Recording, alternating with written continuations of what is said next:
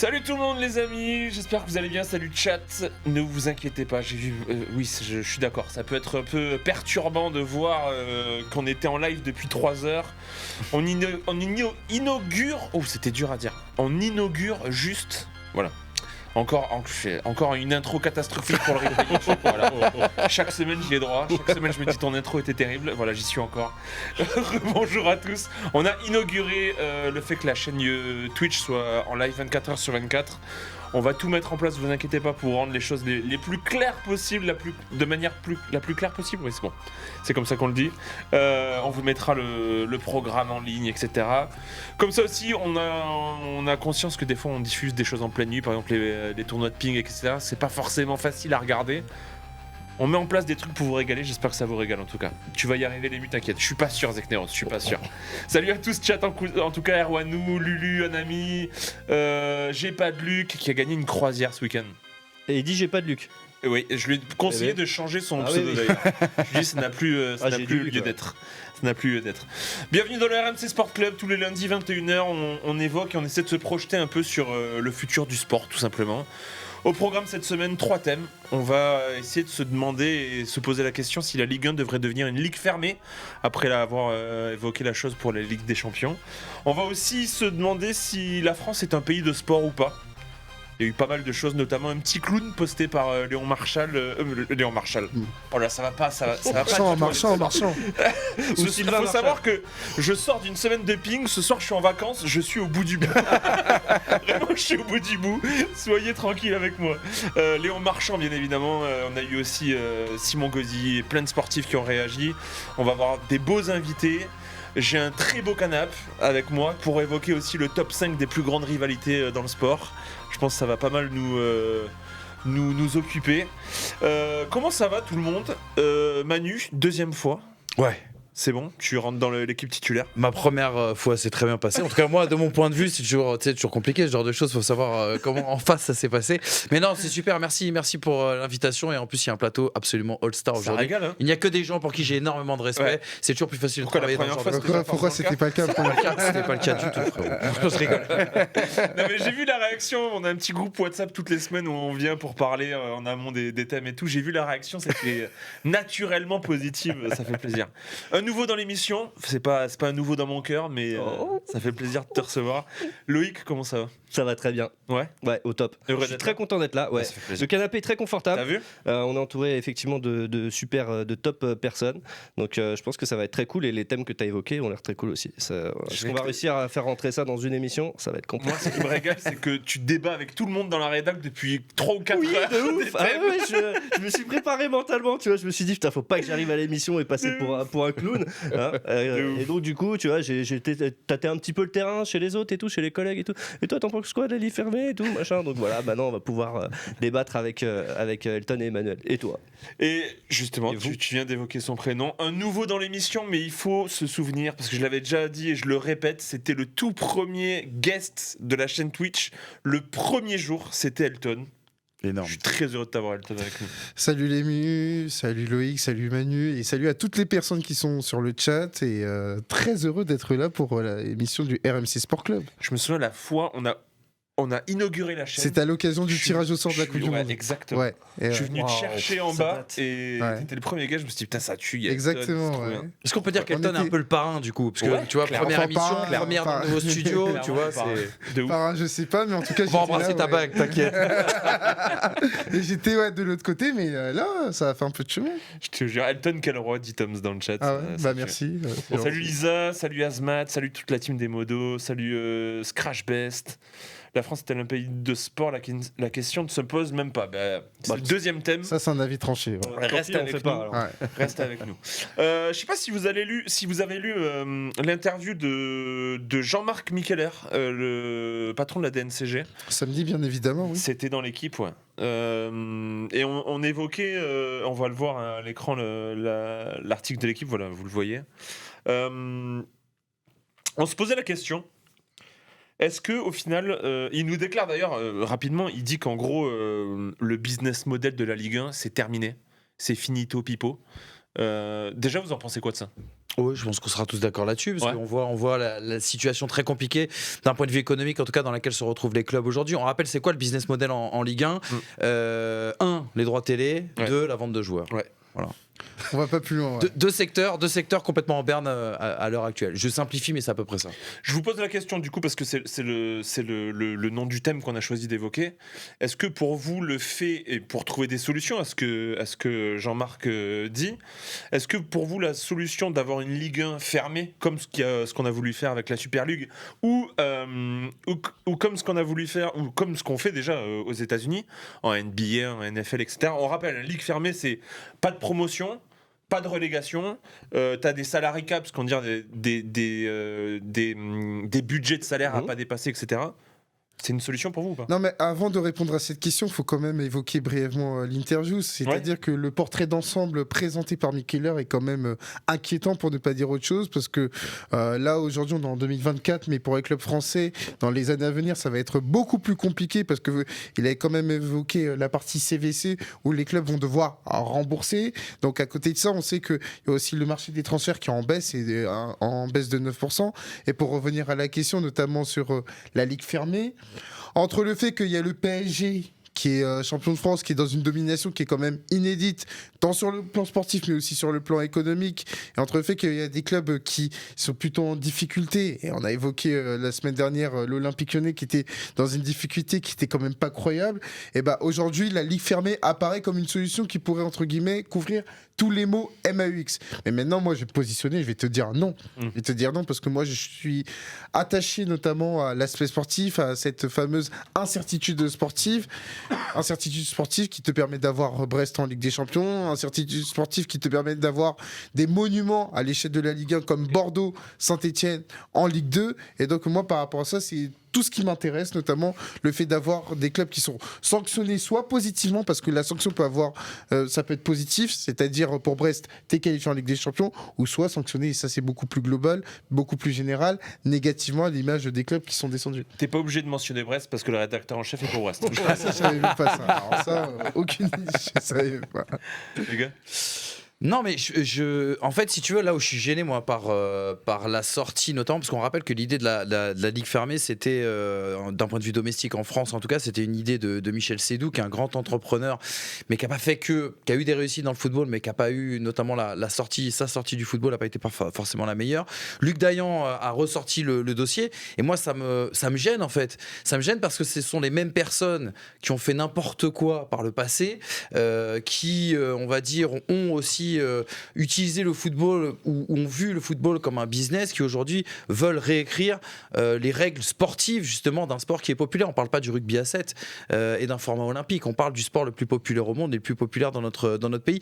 Donc moi ça me gêne en fait parce que c'est de l'artifice et aujourd'hui moi je pense qu'une ligue fermée n'aurait aucun sens d'un point de vue méritocratique, est inapplicable par rapport au système de formation qui est le nôtre comparé à celui des États-Unis, et je pense qu'on va en reparler tous ensemble, et que d'un point de vue équité, c'est pas pour autant, en mettant en place ce système de ligue fermée, ça va pas forcément rajouter de l'équité. Je prendrais par exemple un exemple au basket, qui est le tanking, en NBA notamment, où par exemple une équipe va laisser passer sa saison parce qu'elle a trop de défaites et qu'elle préfère se dire je finis à... Et fait exprès de perdre des matchs. Exactement, pour avoir son premier choix ou deuxième choix de draft. Pour Wembanyama, par exemple. Exactement, voilà, c'est ça. Et puis juste pour terminer, moi je pense qu'à un moment donné, travestir, c'est trahir. Toucher à l'ADN, notamment du football, c'est travestir.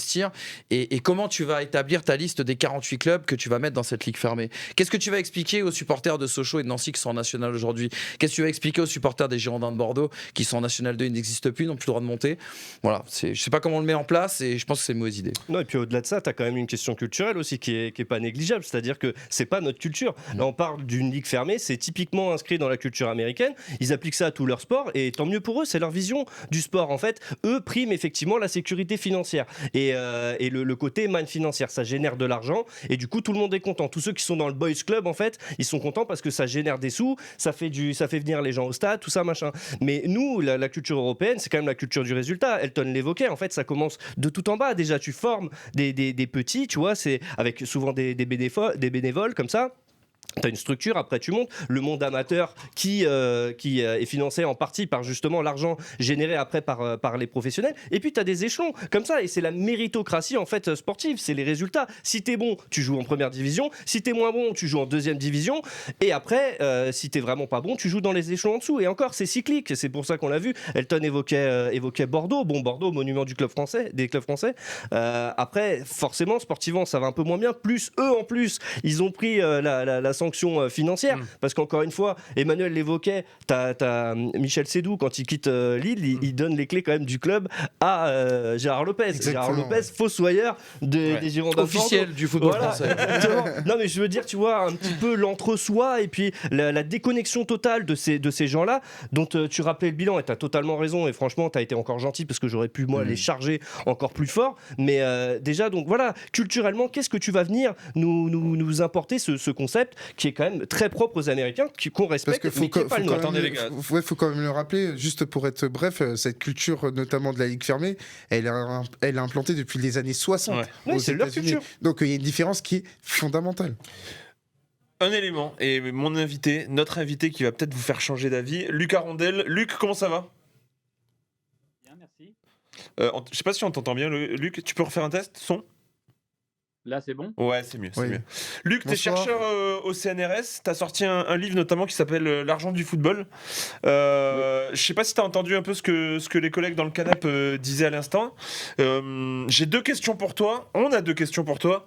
La première, est-ce que la Ligue 1 en format Ligue fermée, économiquement, est-ce que c'est une bonne idée? Bah, déjà, faut d'abord s'entendre sur ce qu'on entend par ligue fermée. Oui. Les ligues fermées américaines, c'est tout un système économique qui n'est pas uniquement lié au championnat, c'est-à-dire à la promotion et la relégation. C'est lié il y a la structure de propriété qui est différente, il y a la distribution des revenus, et puis il y a le marché du travail. Tout ça, c'est tout ça qui forme ce qu'on appelle la ligue fermée. Alors effectivement, la partie la plus visible, hein, c'est le fait que il n'y a pas de promotion-relégation. Mais ça va bien au-delà de tout ça. Donc c'est un système économique complet à repenser, quoi. Mais si on se base sur ce business model-là, est-ce que pour la Ligue 1, ça serait une bonne idée, économiquement parlant? Alors, ce qu'il faut savoir, c'est que ce qui est assez paradoxal, c'est que quand vous regardez ce qui se passe aux États-Unis, ils font tout pour se rapprocher du système européen. Ouais, c'est vrai. Et paradoxalement, nous, effectivement, on essaie de trouver des solutions pour... il y a des propositions qui veulent fermer la ligue. Donc c'est vrai que c'est d'un point de vue économique, hein, ce qui est intéressant de voir, c'est qu'aux États-Unis, finalement le football, enfin le soccer aux États-Unis n'a jamais pris son élan, alors que si vous regardez les 30 dernières années en Europe, il y a eu une croissance économique très forte. Et par rapport à ce que Jean-Marc Micheler dit sur le fait que le business model de la Ligue 1 est fini, si on peut dire les choses comme ça, qu'est-ce que t'en penses, toi? Moi, si vous voulez, ce qu'on peut regarder, c'est si vous regardez à partir des années 90 jusqu'aux années 2020, il y a une croissance économique du football qui est assez conséquente. Et c'est vrai que depuis les années, on va dire depuis le Covid, la fin des années 2020, on voit des choses apparaître qui sont un petit peu différentes, c'est-à-dire l'arrivée de nouveaux propriétaires. Hein, c'est plus les milliardaires ou les millionnaires qui investissent dans le foot, mais c'est des fonds d'investissement, des investisseurs américains. C'est peut-être ça, effectivement. C'est aussi ce qui explique peut-être cette réflexion sur les réformes du football, version un petit peu américaine. Et puis, il y a aussi tout ce qui se développe autour de la multipropriété. Donc, c'est ça qui est en train de changer. Mais je ne suis pas sûr que ce soit... il faille remettre en cause tout le système économique européen. Moi, Luc, j'ai une double question. La première, c'est est-ce que véritablement la mise en place d'une ligue fermée, par exemple dans un championnat domestique comme la Ligue 1, est réalisable aujourd'hui si on compare avec le modèle américain et qu'on prend en compte notamment les structures, on va dire, d'entreprise et surtout le cœur du business, le cœur de l'activité, c'est-à-dire les mouvements de joueurs et notamment la formation. Et la deuxième chose, la promesse derrière cette ligue fermée en France, c'est de dire qu'il y aura une meilleure redistribution des revenus et surtout qu'il y aura l'espoir pour un club comme l'En Avant Guingamp, par exemple, qui a été cité cité en exemple par Luc Dayan, de devenir par exemple champion de France. Quand on connaît le modèle français, notamment sur la redistribution des droits télé, qui est assez différent de celui de l'Espagne, où par exemple à un certain moment donné, les clubs négociaient directement avec les diffuseurs, est-ce qu'on peut réellement croire à cette promesse ? Mais non, en plus, c'est pas nécessaire de tout revoir le système pour imaginer un système de régulation. Vous pouvez tout à fait avoir une ligue ouverte qui redistribue des revenus de manière équitable. Vous n'avez pas besoin de vous rapprocher d'une structure, une structure très très régulée à l'américaine pour redistribuer des revenus. Ça n'a rien à voir d'un point de vue économique. Et puis, alors, deuxième chose, c'est vrai que les Américains sont très attachés à ce qu'on appelle leur balance compétitive, mais économiquement, on s'aperçoit que finalement, c'est pas ça qui suscite l'intérêt des supporters. Vous regardez l'affluence dans les stades n'est pas liée à l'incertitude du résultat. Donc je pense que ça, c'est sans doute un faux problème. Le fait de redistribuer, les ressources des droits télé, par exemple, vous n'avez pas besoin d'une structure unique comme aux États-Unis avec une forte régulation pour pouvoir le faire. Moi, j'ai une question, Luc. Est-ce qu'en fait, toute cette histoire de ligue fermée, c'est pas simplement un espèce de moyen pour ces gens-là, donc tu parlais des fonds d'investissement, d'avoir le beurre, l'argent du beurre et la crémière. C'est-à-dire que dans une ligue fermée, ils sont protégés. Sur la crémière. J'allais dire le cul de la crémière. On peut le dire ou pas. Bref, en fait, ils seraient donc dans une ligue fermée, donc avec leurs investissements protégés et un petit peu dans une sorte de boys club et sûr de pas avoir des pertes et de subir justement des pertes économiques qui sont forcément liées aux aléas des résultats. On le voit, on gagne pas toujours, mais est-ce que c'est pas simplement cet argument de ligue fermée, est-ce que c'est pas un argument agité par ces gens-là histoire de protéger leur propre business ? Vous avez tout à fait raison. C'est-à-dire que le système fortement régulé, ce qui est assez drôle, c'est de voir qu'aux États-Unis, on considère le sport collectif américain comme une utopie socialiste, alors qu'on est dans un pays assez libéral. Alors que, inversement, en Europe, où on a un État-providence qui est plus développé, on a un sport collectif qui est géré de manière assez libérale. Et c'est vrai que leur système de ligue fermée avec toute leur organisation de leur système économique, ça permet effectivement d'établir a priori un partage salaire-profit.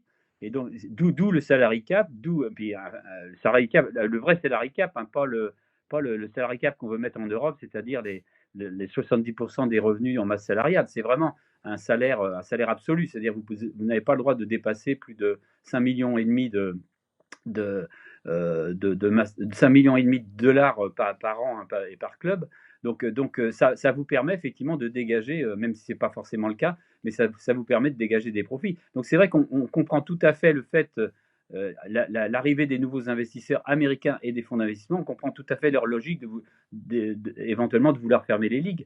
Et puis pour rebondir un peu ce que vous disiez tout à l'heure, cette ligue fermée, il faudrait que, entre guillemets en France, etc., faudrait que ce soit décidé au niveau européen, sinon ça n'a aucun sens. C'est-à-dire que, et pourquoi ça marche aux États-Unis ? C'est parce que c'est un système relativement fermé pour la plupart des sports collectifs. Et pourquoi ça ne marche pas pour le football ? C'est parce qu'effectivement, ils sont ouverts à la concurrence, et notamment la concurrence du football européen. Luc, merci pour tes éclaircissements. Merci beaucoup. Merci beaucoup. Avec plaisir. Bonne fin de soirée, Luc. Au revoir. Du coup, la solution, ça serait quoi, les gars ? Non, mais en vrai, aujourd'hui, tu vois, essayons de nous projeter. Alors on va trouver la solution. Non, mais ça serait quoi vos idées ? Non, mais aujourd'hui, il faut parler du contexte footballistique et même du contexte économie qui est imbriqué dans le contexte footballistique. C'est que il y a la Première Ligue, bien évidemment, il y a la Bundesliga qui sont des championnats qui sont plutôt pérennes. Mais quand on regarde, la Liga est en train de se refaire, notamment avec Tebas qui est au niveau et qui a impulser notamment des réformes qui sont drastiques mais qui permettent au club espagnol de retrouver plus ou moins une certaine pérennité. Mais quid de la Serie A et surtout quid de la Ligue 1 ? On a évoqué le contexte de l'été dernier où il n'y avait pas de diffuseurs, ça a eu un impact notamment sur le marché des transferts et aujourd'hui j'ai le sentiment que à l'instant T, la ligue fermée, ce n'est pas possible, mais qu'à un moment donné, pour entre guillemets sortir la tête de l'eau, parce que va y avoir la problématique du CVC, est-ce qu'on va pas vouloir tendre vers ce qui est pour moi le moindre mal? Et le moindre mal, c'est la tentation d'aller vers une ligue fermée qui va t'assurer une certaine sécurité. Donc moi aujourd'hui c'est une idée que je n'écarte pas. Moi je suis contre pour toutes les raisons que j'ai évoquées, mais dans la réflexion des clubs français, avec en plus une donnée qui est très importante et qui est à mettre en avant, c'est l'arrivée progressive de nouveaux investisseurs, parce que à un moment donné avoir un club, ça a un coût, et donc forcément on peut pas suivre sur la durée si on n'est pas pérenne. Il y a qu'à voir notamment l'exemple de Montpellier qui est dans la difficulté. Et ben moi je me dis, est-ce qu'ils vont pas vouloir tendre vers ce moindre mal? Ils forcent déjà, on l'a vu avec le retour des barrages Ligue 1, Ligue 2, c'est une forme aussi, tu vois, c'est pour contenter les clubs de Ligue 1, puisque tu fais un chemin de croix en fait pour les clubs de Ligue 2 pour accéder à la Ligue 1, enfin le troisième, du coup le pauvre il est obligé de se taper les tours de barrage et il tombe à la fin face au boss de fin qui en général, bon... Loïc, je peux te donner un cas qui est très concret, on l'a vécu la semaine dernière, c'est Lyon qui est relégué à titre conservatoire. Si d'aventure, et attention je le souhaite pas, l'Olympique Lyonnais venait être relégué en fin de saison, ça me dérange pas. Tu viens, toi. Non, mais ça n'engage que toi. Dans la réflexion d'autres clubs, des clubs qui sont très importants, eux, ils pourraient se dire attention, plus jamais ça. Et auquel cas, ils pourraient se dire non, les gars, il va falloir qu'on protège nos arrières pour ne pas revivre ça. Oui, et puis je te dis, en fait, le truc, c'est que la Ligue fait déjà des concessions par rapport aux grands clubs. C'est les top clubs qui poussent. Donc, pour éviter justement que les clubs fassent sécession et se mettent en Ligue fermée, on voit que la Ligue, elle est en train justement de concéder beaucoup de choses à ces clubs-là. C'est vrai que les joueurs ont un pouvoir aussi qui est de plus en plus important. Bonne ou mauvaise chose, on n'est pas là pour débattre, c'est pas ça le débat. Mais en l'occurrence, il y a vraiment une problématique. Et pour moi, en fait, c'est pas aller chercher des solutions. Déjà, ce serait d'arrêter avec les gens qui dirigent actuellement. Non, mais c'est vrai, c'est catastrophique. Quand tu vois les gens, les dirigeants de clubs, les dirigeants de ligue, ce qu'ils ont fait, et ils sont même pas tenus pour responsables. C'est-à-dire que La Brune est réélu derrière, après tout le bordel qu'il a mis. Tu vois, c'est quand même catastrophique. Et tu te dis, c'est ces gens-là qui sont les causes du problème actuel qu'on a, et ben qui sont censés trouver des solutions. Et les solutions qu'ils te proposent, c'est des solutions comme la Ligue fermée. Solutions qui, à mon sens, et je pense qu'on est tous d'accord. Parce que pour moi, Lucas Rondel a évoqué un point qui est très important, il faut revenir là-dessus, c'est le changement dans le panorama du football français au niveau des propriétaires. Avant, je vais vous la faire courte, on avait les notables de province. Ouais. Là, foot à papa. Ouais, voilà, c'est ça. On avait des notables de province. Là, aujourd'hui, on a des gens qui viennent de l'international, quand c'est pas des fonds d'investissement. Manière de dire quoi? Avant, il y avait un certain ancrage territorial qui était présent et qui était incarné, on l'a évoqué Nicolas. Et souvent par des passionnés. Exactement. Et le problème, c'est que toutes les semaines, on a des sujets sur le foot et au final, on en revient aux mêmes conclusions. C'est que, et notamment envers les gens qui regardent le foot, on perd la passion en fait. Ouais, mais là, aujourd'hui, notamment de manière pragmatique, on a des investisseurs qui sont là pour une rentabilité économique. Pour la tunasse. Et donc, pour la tunasse. Et donc par rapport à ça, aujourd'hui, ils vont avoir une réflexion très court-termiste en se disant que pour nous, le meilleur intérêt, c'est d'avoir cette fameuse sécurité financière au détriment notamment de cette maximisation de la possibilité d'aller chercher des victoires. Est-ce que Vas-y. Non, j'allais dire, quand t'es malade, quand t'as une maladie, il faut absolument avoir le bon diagnostic. Ouais. Et là, ce qui est catastrophique, c'est que le diagnostic, il est catastrophique. Ouais. Tu vois, on parlait tout à l'heure de la DNCG. Le cas Bordeaux, par exemple, pourrait s'en prendre à la DNCG de comment le cas Bordeaux a été traité. Peut-être qu'on le fera dans les mois ou semaines qui viennent quand on parlera des suites de l'Olympique Lyonnais, par exemple. Et moi, là où ça me pose vraiment un énorme souci, c'est que si je prends, par exemple, faut pas avoir peur de la crise, faut pas avoir peur du changement. Tu prends, par exemple, et je pense qu'Elton, tu seras le meilleur pour nous en parler sur ce plateau, lorsqu'il y a une crise économique importante à la fin des années 2000 en Espagne, il y a eu une remise en question de la part du FC Barcelone, de la part du Real Madrid qui a été aidé à l'époque par le roi, il faut le dire. Et ça va pas te plaire si je le dis. Alors ça tu vas avoir des ennuis. Mais je ne rentre pas là-dedans. Ça, faut démentir. Je rentre pas là-dedans. Mais en tout cas, le FC Barcelone s'est posé des questions, est revenu à son ADN et s'est appuyé sur son école de foot, enfin sur la Masia. Ce que je veux dire par là, c'est que le football français doit se remettre en question. Le football français doit trouver de nouveaux leviers. C'est fini la fête. L'époque où on pensait que la Ligue 1 valait 1 milliard, voire 700 millions, c'était il n'y a pas si longtemps. Ils le pensent toujours, certains. Certains le pensent toujours, mais il va falloir se mettre le doigt dans l'œil. Il faut arrêter de penser que La Première Ligue va acheter n'importe quel box-to-box à 50 ou 60 millions pour équilibrer les comptes des uns et des autres. Il faut se poser les bonnes questions, il faut revenir à un certain pragmatisme, mais il faut peut-être regarder aussi un petit peu vers l'avant. Il y a des points positifs dans cette Ligue 1. On voit des talents émerger, notamment cette saison. Il y a de plus en plus de personnes quand même qui viennent au stade. Ça, c'est une réalité. Donc voilà, s'appuyer sur le positif et faire ce qu'ont fait les autres pays, en fait. Parce que c'est pareil, l'Italie était en situation d'échec il y a quelques années. L'Italie se pose des questions, même si au niveau des droits télé, c'est toujours un peu compliqué à l'international. Bref, voilà, il faut prendre le processus en cours et avancer. Développer. Non, mais comme tu disais, la Première Ligue, c'est quand même l'exemple type. Elton l'évoquait tout à l'heure, la Bundesliga aussi dans une moindre mesure. Mais franchement, l'APL, ce qu'ils ont réussi à faire début des années 90, justement, avec un football en crise, notamment avec le problème d'hooliganisme et tout, les interdictions de participer aux compétitions européennes, et ben ils ont tout remis à plat et puis ils ont cherché des solutions. Et maintenant, tu regardes la Première Ligue, dans le sens ligue, hein, vraiment l'institution Première Ligue, elle supplante même les plus grands clubs de PL. Quand ils ont menacé d'aller participer à la Super League, ils ont dit bah, ok, allez-y, les gars, c'est déjà une Super League, donc de toute façon. On fera sans vous. De toute façon, on est ultra puissant. On n'a même pas vraiment besoin de l'argent, en fait, des droits télé, du moins domestiques. Après, bien sûr, c'est une manne considérable pour eux. Mais en fait, ils sont tellement puissants qu'au final, ils attendent pas. Ils sont pas dépendants comme nous on l'est, par exemple, des droits télé. C'est ce que tu évoquais, Emmanuel, au début. Les droits télé, la formation. Voilà, ils sont au-delà de ça. Donc, il faudrait peut-être essayer de tendre vers ce modèle-là. Est-ce que c'est possible ? C'est peut-être compliqué parce qu'on a pris beaucoup de retard. Mais le fait est qu'il y a des modèles à l'européenne qui fonctionnent encore comme celui de la Première Ligue, comme la Bundesliga, je l'ai dit dans une moindre mesure, donc peut-être essayer d'aller chercher parce qu'attention, parce qu'on aime bien parler, parce qu'au final, il est question de ça, c'est que tout le monde veut l'Eldorado de la Première Ligue. Aujourd'hui, la Première Ligue est un miroir déformant pour le football français, c'est-à-dire que la Première Ligue, c'est quoi son succès ? C'est une réflexion collective couplée à un élément qui est très important, c'est cette idée de savoir-faire. Un savoir-faire qui date de plus de 30 ans. Et là, aujourd'hui, tu as plus de 30 ans ce qui concerne la France. Donc déjà, il faut avoir une réflexion collective, ce qui n'est pas nécessairement le cas quand on voit encore les dissensions internes, et ça a été marqué notamment par les dernières élections, encore qu'ils ont massivement soutenu Vincent Labrune. Et enfin, ce savoir-faire, c'est-à-dire...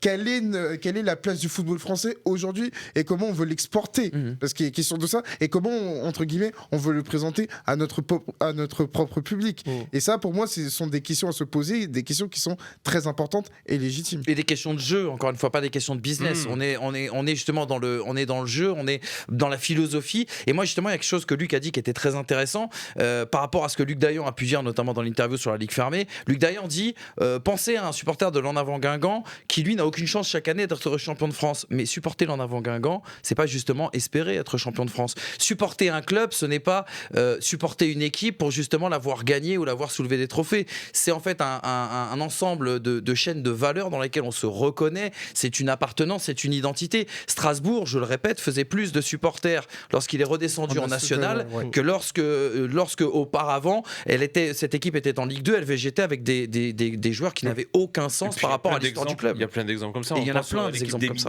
Etc. Tout à fait. Pour ce que je connais. Mais rapidement, oui ou non, est-ce que vous restez optimiste là sur ce qui va arriver sur la Ligue 1, sur les saisons prochaines ? Aujourd'hui, moi, je suis pessimiste. Je suis pessimiste parce que le contexte qui est décrit depuis l'été dernier et même bien avant, et il n'incite pas à l'optimisme. Donc moi, par rapport à ça, je vois pas de réaction. Et encore une fois, j'insiste sur le plan collectif, qui me fait dire que la Ligue 1 va se remettre à l'endroit. Aujourd'hui, c'est tout le contraire. Un gros coucou à Apolline dans le chat qui dit Lucas Pouille aime donc le foot. Oui. Mais il est mauvais en tennis, celui qui est ici. Celui qui est ici par l'autre. Apo, tu nous manques. J'espère que tu vas bien, Apo, mais de fou. J'espère que tu vas bien. Comme d'hab, chaque fin de thème, on reçoit Sou qui va nous filer une bonne cote Winamax pour un des matchs. J'imagine. Je sais pas ce que tu as prévu, Sou, donc fais-moi rêver. On accueille Sou.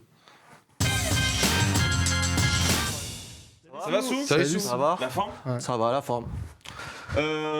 Sporting Arsenal, non ? Comment ? Sporting Arsenal, le match. Qu'est-ce que tu nous as concocté, pardon ? Ah bah, ça va être la grosse affiche, de la semaine. Je pense qu'Elton, tu vas pas me contredire. Je sens que tu as voulu te mettre Elton dans la poche. Bah, en fait, sur le papier, c'est le 6e contre le 4e. Donc forcément, pour moi, c'est une grosse affiche. Et pour les Français aussi. Donc tu as pris le match de Madrid ? Non. Madrid, c'est mercredi. J'ai choisi Barcelone-Brest. Donc Barcelone-Brest... Pour moi, ça va être un match historique déjà pour Brest, qui va affronter le Grand Barça, et historique aussi pour un joueur de Barcelone qui est Robert Lewandowski, qui est aujourd'hui à 99 buts. Donc je pense que c'est sur ce match-là qu'il va atteindre la barre des 100. Magnifique. Tu pars sur quoi Ouais, je propose donc Barcelone, donc qui gagne. Ça, j'ai pas inventé l'eau chaude. Hein. Ça, on va pas te démentir. Après, c'est manquer de respect à Brest un peu. Mais... Ah non. Les boss, c'est en régie, c'est ça? Ouais, c'est ça. Ils nous regardent, J'essaie ils de gérer écoutent. l'augmentation en ce moment, du coup, va pas trop fort sur Brest. Ouais. Je pars sur aussi Lewandowski, buteur avant la mi-temps. Sur les 4 matchs de Ligue des Champions, il a marqué 3 fois. Enfin, il a marqué 5 buts. Ok. Et sur les 3 matchs dans lesquels il a marqué, les 3 fois, il a marqué en première mi-temps. Ok. Donc, je pars dessus. Ok, du coup, mi-temps en buteur et C'est ça. marque 2 buts ou plus. Et voilà, et je vois pour moi un gros score quand même. C'est une cote à 4,30 au final? Ouais, Lewandowski doublé. Je vois Brest prendre l'eau. Malheureusement, franchement, ils ont pris 3 buts à Auxerre, 3 buts à Monaco, 3 buts à Montpellier. Barcelone. Ah, mais c'est pas le Brest Ligue des Champions. parce que, en mode Ligue des Champions. Faut parler de Brest. deux visages. Faut parler de Brest, c'est Dr Jekyll, Mr Hyde. C'est-à-dire Tu sens que les joueurs veulent être en vus, Ligue quoi. des Champions, voilà, ils savent qu'ils sont scrutés, qu'ils sont regardés, et les performances sont meilleures. Moi, je vois un match qui sera un peu plus serré. Alors, je vois quand même le Barça, mais Brest, par exemple, pour moi, je les vois marquer. Ouais. Ouais, mais après, ils peuvent mettre 3-1 avec C'est ça. 2 buts de Lewandowski. Hein. Ah, mais c'est vrai que là, c'est la meilleure attaque de Ligue des Champions Ouais, ils ont 15 buts. qui va jouer contre Brest. Ouais. Équipe diminuée du Barça. Faudra voir aussi parce que t'as de plus en plus de matchs dans cette formule Oui, de Ligue des Parce que Champions. Lewandowski donc, est blessé. Merci Sou, c'était top. Bah, c'est ça. Allez, sous merci. Lesmelou est absent. Ouais, du absent coup jusqu'en 2020. Ouais, il est blessé. Blessé. Merci Sou. On se voit tout à l'heure. Allez, à toutes. Allez, à tout à l'heure. On se retrouvera tout à l'heure pour une nouvelle cote sur le deuxième thème. D'ailleurs, deuxième thème. La France est-elle un pays de sport? Non, bonne soirée, merci. Allez, on va faire une émission sous, reviens. Non, ça a beaucoup fait réagir, notamment ce tweet, je pense que Sam va nous mettre à l'écran. On l'a beaucoup vu passer. Je trouve que pour le coup, il a porté le baluchon, on va dire, notre Léon Marchand. Léon Marchal, comme je l'ai dit en début d'émission, avec ce fameux clown qu'il a retweeté. Il a retweeté l'info de l'équipe. La généralisation des 2 heures de sport hebdomadaires supplémentaires au collège abandonné. On rappelle, c'était une nouvelle réforme que l'État voulait mettre en place avec 2 heures de sport supplémentaires. Attention, c'est pas 2 heures qu'on vient supprimer qui étaient déjà existantes. Et c'est vrai que ça fait un peu écho. Il y avait d'autres réactions. Il y avait aussi Simon Gauzy, forcément, qui aussi, en général, dit les termes sur Twitter. Il est réputé et aimé pour ça, notre Simon. Ouais, il est un peu cash. Ouais, j'aime bien Simon pour ça. Il dit les termes, voilà. Simon, voilà, qui était lu avec 3 emojis. Voilà, c'est la différence de Léon. On sent que Léon est un peu plus calme. Mais c'est pour ça qu'on aime Simon aussi. Il y avait aussi les réactions de Teddy Riner, Florent Mandoudou qui avaient, avant les JO, je ne sais pas si vous vous en souvenez, avaient déclaré que la France n'est pas un pays de sport. On voit Teddy qui avait dit la France n'est pas un pays de sport. Il avait pris l'exemple du Brésil matin, midi et soir. Alors là, il parle plus de la pratique du sport pour le coup. On va essayer d'ailleurs d'évoquer ce thème en sous-thèmes. Sous-thèmes, ouais. La pratique pour la santé et aussi la pratique pour évoluer sur un côté plus professionnel et les résultats qu'on a autour de ça. Mais en même temps, c'est ça qui est intéressant aussi, c'est que, attendez, il faut que je le lise parce que selon le site britannique Greatest Sporting Nation, ils ont pris en compte en fait les résultats. Je pense que vous avez peut-être dû voir aussi passer cette étude-là. Yes, sir. Ils ont pris en compte les résultats lors des grandes compétitions internationales dans 75 disciplines et la France se classait en 2023 en 2e position des nations sportives. Ce qui fait un peu un parallèle assez contradictoire.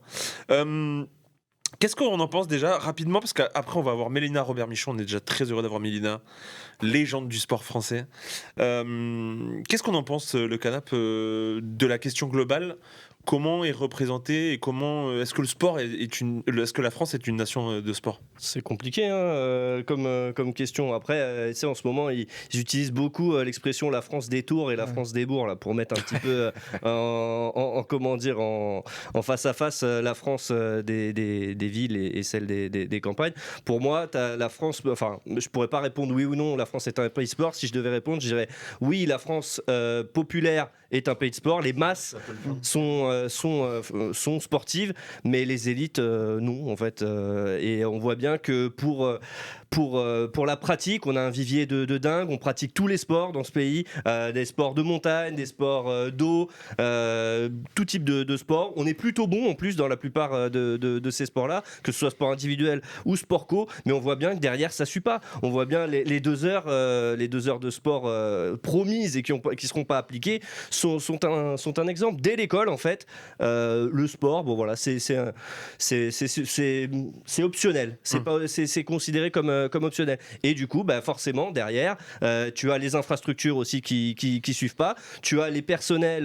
Il y a un bénévolat en France qui est extraordinaire, mais qui commence à ne pas suffire non plus. Et puis après, dans les formateurs qualifiés, diplômés, c'est compliqué aussi. Et là, pour faire ces 2 heures de sport supplémentaires, il fallait plus de profs de PS.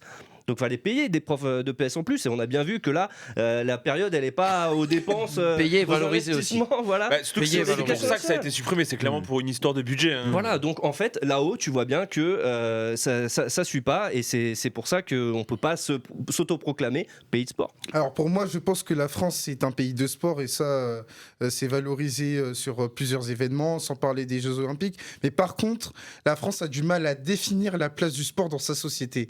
C'est une nuance mais qui est très importante, parce qu'aujourd'hui on est l'un des rares pays qui par exemple peut être compétitif aussi bien sur les Jeux Olympiques d'été mais aussi d'hiver. On est aussi sur un pays où, dans la diversité de plusieurs sports, la France peut être compétitive à travers ses athlètes. Et par contre, dans la place du sport dans la société, c'est là où il y a des difficultés. C'est pour ça qu'on a tendance à se dire « Ouais, mais au final, on n'est pas un pays de sport » parce qu'on n'arrive pas justement à pouvoir capitaliser là-dessus, à pouvoir faire émerger des talents. Encore qu'attention, on fait émerger des talents, on pourrait le faire de manière beaucoup plus conséquente. Ça commence avec les infrastructures, ça commence avec un meilleur accompagnement à la base, notamment sur l'école primaire, sur les collèges, parce que moi j'ai parlé de mon ressenti, je vais parler de ma propre expérience. J'ai bien évidemment passé par l'école primaire et par le collège jusqu'à un certain point, mais à un moment donné, moi j'avais tendance à penser que le sport avait un caractère beaucoup plus récréatif que santé. Par exemple, moi je vais dire un aspect qui est tout simple, c'est le cours de sport qui est placé en fin de journée. Est-ce que c'est la meilleure des choses ? Parce qu'on sait qu'il y a beaucoup de personnes qui ont tendance à décrocher, on arrive en fin de journée, derrière t'es libéré, donc forcément t'es pas dans une optique où tu te dis qu'on est dans la continuité de ce qu'on va faire à l'école, au collège, etc. etc. Donc là-dessus, c'est un détail qui est tout bête, mais qui, dans sa manière de repenser le sport dans la société et notamment à l'école, ça on pourrait faire un effort. Je te fais réagir. Il y a Mélina qui est déjà avec nous. Gros kiff d'avoir Mélina avec nous. Je rappelle un peu le palmarès de Mélina, parce que c'est quand même. T'as du temps un peu. C'est ça. Je vais pas détailler les années en détail où elle a été championne de France, sinon l'émission va déborder. T'as participé 7 fois au JO, 23 fois championne de France, 3 fois championne d'Europe. Dis-moi si je me trompe à un moment donné, mais c'est déjà absolument énorme. Mélina, merci beaucoup d'avoir accepté notre invitation. Comment ça va ? Avec plaisir. Ça va, je vous écoute un petit peu. Là. Ça va, on dit pas trop de bêtises ? Non, je partage pas mal de choses. Ouais, j'imagine. Comme je disais tout à l'heure, on va partager le sujet en 2 sous-thèmes, on va dire. Je sais que toi, tu avais réagi notamment sur l'aspect santé, notamment de la suppression de ces 2 heures. Tu avais dit, on n'est plus dans l'éducation, on est dans la santé. On le voit, on récupère des ados, des adultes en moins bonne santé après. C'était sur France Info, il n'y a pas si longtemps que ça. Si tu devais développer, tu dirais quoi là ? En fait, tous les arguments vont dans le sens qu'il faut le laisser. Je veux dire, les études qui ont été faites il y a des essais qui ont été faits et ça montrait que c'était positif. Le seul problème, en fait, c'est la mise en place. Vous le disiez, il faut plus de profs. L'organisation à mettre en place, on peut comprendre que ce soit compliqué, mais que ça a un coût aussi. Je pense que clairement, c'est aussi le nerf de la guerre. Mais pour moi, c'est un investissement à long terme, en fait, parce que quand je disais c'est de la santé, c'est ça en fait, c'est des gamins qui bougent plus et qui arrivaient même pas à l'âge adulte, arrivés à 15, 16, 17, 20 ans, et ils sont déjà avec des pathologies qu'on retrouvait avant chez des adultes plus âgés. Donc pour moi c'est un investissement sur l'avenir en fait de faire ça. Pour toi, concrètement, la France est un pays de sport ou pas? Oui, on aime le sport, mais on n'est pas forcément un pays de sportifs. C'est non, mais c'est vrai que les gens aiment regarder le sport, Ouais. mais j'aimerais voilà, qu'il y ait plus cette culture au-delà du sport, de bouger, en fait. Ouais. Je trouve que plus ça va et moins on bouge. Moi, je sais que j'ai été élevée à la campagne, je passais mes journées dehors. Alors, quand on est en ville, je peux comprendre que ce soit plus compliqué, mais malgré tout, il y a plein de choses à faire, hein, que ce soit dans les parcs, dans les trucs. Et j'ai l'impression que plus ça va, moins on bouge. Donc, le sport, c'est encore l'étape d'après, quoi. Toi, quand tu as décidé peut-être de devenir et d'aller sur du sport de haut niveau, est-ce que tu t'es confronté, parce que c'est vraiment, je trouve en France, tu commences à dire je veux par exemple devenir footballeur universitaire, professionnel, pardon, on va te dire oui mais c'est pas un sport, ça, qu'est-ce que tu veux faire comme métier? Tu t'es retrouvé confronté à ce genre de réflexion à l'époque et t'as senti que... Ah bah, d'autant plus que j'étais dans une discipline où Oui. moi, les premiers trucs qu'on m'a dit, mais de toute façon, tu pourras jamais être professionnel dans ta discipline. Ouais. Donc c'est quelque chose que j'avais limite intégré et que voilà, j'avais fait avec, j'ai fait mes études. Mais finalement, ça m'a peut-être permis d'anticiper la sortie, même si du coup, je suis toujours pas sortie, pour finir. mais de me dire... On se demande voilà, si ça va arriver un jour. Ouais. Si, forcément. Et de me dire, presque un combat, de me dire, si, je vais réussir à vivre de mon sport. Et puis, mais malgré tout, j'ai préparé, voilà, j'ai fait mes études, j'ai travaillé. Et du coup, après, j'ai peut-être aussi plus profité de ce statut, de me dire, ouais, j'ai la chance de pouvoir vivre de mon sport, alors que je pensais jamais pouvoir y arriver. Donc, de vivre aussi mon sport un petit peu différemment, certainement. Et est-ce que tu as vu la différence, par exemple, avec des adversaires à toi ou d'autres qui pratiquaient le même sport que toi et que tu croisais en compétition, qui avaient peut-être moins de difficultés que ça dans leur pays? Ah bah oui, ça dépend des pays, ça dépend. Moi, jusqu'en 2008, je travaillais à mi-temps à côté. Ouais. Et justement, à ce moment-là, je me suis posé la question, est-ce que je continue ou est-ce que j'arrête? Ouais. Et je me suis dit, si je continue, il faut que je change. Je suis arrivée un petit peu au bout du système que j'avais en place. Je pouvais plus rivaliser justement contre des filles qui étaient pros et moi qui courais un petit peu dans tous les sens. Justement, Mélina, moi, il y a une question que je voulais te poser à ce sujet. On sait qu'avec Paris 2024, il y a eu la mise en place de l'Agence nationale du sport. L'idée, c'était de garder, on va dire, les moyens qui étaient alloués aux sportifs français, mais d'être beaucoup plus élitiste, c'est-à-dire de mettre les moyens sur ceux qui avaient des performances. Qu'est-ce que toi, tu penses de ce système? Est-ce qu'il peut aider dans la pratique, je rappelle, compétition, parce que le sport n'est pas que la pratique compétition? Est-ce qu'on accompagne suffisamment nos sportifs français? Est-ce que ça va suffisamment loin? Est-ce que c'est le bon système pour toi pour justement avoir des athlètes qui performent au niveau mondial? Déjà, ça peut toujours être plus. Les aides, on peut toujours aider plus de monde, forcément. Mais en fait, après, c'est des choix stratégiques. Est-ce que tu te dis, t'aides plus ceux qui sont vraiment dans le top et tu leur permets de passer le cap, ou est-ce que tu aides plus large, mais du coup, tu les aides un peu moins. Donc, je pense qu'il faut un mix un petit peu des deux, parce que arriver à un certain niveau, les aides, elles font beaucoup moins la différence, parce que dans certaines disciplines, tu as des athlètes qui peuvent être pratiquement indépendants sur leur discipline. Et finalement, c'est plus quand tu es déjà à un certain niveau, c'est des fois pas là où tu as le besoin de plus d'aide, c'est plus quand tu as besoin de passer ce cap-là, justement, entre le moment où t'es pas tout à fait pro parce que tu dois encore travailler à côté. On le sait, hein, il y a des athlètes, on le voit tous, je pense, vous demandez à n'importe quel athlète dans toutes les disciplines, tu vois des athlètes qui sont pétris de talent et qui arrêtent parce qu'à un moment donné, ils sont amenés à faire un choix de se dire, il faut que j'assure aussi ma carrière pro, il faut que je rentre de l'argent, il faut que je vive, il faut que tout ça. Donc ça, c'est dommage de se dire qu'on perd des athlètes qui sont des fois en devenir parce qu'ils n'ont pas ces aides-là. Donc après, c'est un problème de répartition. Quelle est la meilleure répartition? Honnêtement, je ne peux pas vous dire, mais pour moi, il y a un passage important qui est justement quand tu es un peu entre deux, en fait. C'est que tu n'es pas assez bon pour pouvoir avoir un minimum d'indépendance et pouvoir investir toi aussi sur ta préparation. Et en même temps, il faut aussi aider ceux qui sont déjà bons à passer le cap encore supérieur. Donc là-dessus, c'est assez délicat, quoi. Mélina, pour revenir notamment sur la base, est-ce qu'on n'est pas plus sur un problème de sensibilisation et de démocratisation de certains sports, parce qu'on a tendance à considérer que faire du sport, c'est un acquis ici? Que faire du sport, c'est quoi? Que faire du sport, c'est considéré comme un acquis alors que c'est tout sauf le cas. Ben non, parce que justement, en fait, c'est vrai que souvent on a tendance à dire que bah, c'est aux parents, c'est à la famille de gérer un petit peu ça, sauf que tout le monde le fait pas et c'est bien là le problème. Donc pour moi, c'est pas un acquis et justement, je trouve que ça l'est de moins en moins en fait. Il y a de moins en moins de familles justement qui font du sport, qui emmènent leurs gamins au sport parce que des fois c'est contraignant, c'est le week-end, c'est le soir. Donc justement, si ces gamins-là, ils le font pas à l'école, bah, ils le font jamais. Et pour certains, c'est l'occasion de découvrir justement des sports, des disciplines qu'ils auraient jamais l'occasion de découvrir en dehors de ça. Rapidement, dernière question pour terminer, Mélina. Est-ce qu'au final, on connaît l'importance de l'organisation des Jeux Olympiques dans ces cas-là pour un pays entier? Est-ce qu'on n'a pas loupé le coche là? C'est trop tard? Non, c'est jamais trop tard. Après, je veux dire, quand on voit l'été qu'on a passé, les émotions qu'on a pu vivre, tous les gens, honnêtement, même les gens qui n'aiment pas le sport ou qui suivent pas le sport habituellement, ils se sont pris au truc, quoi.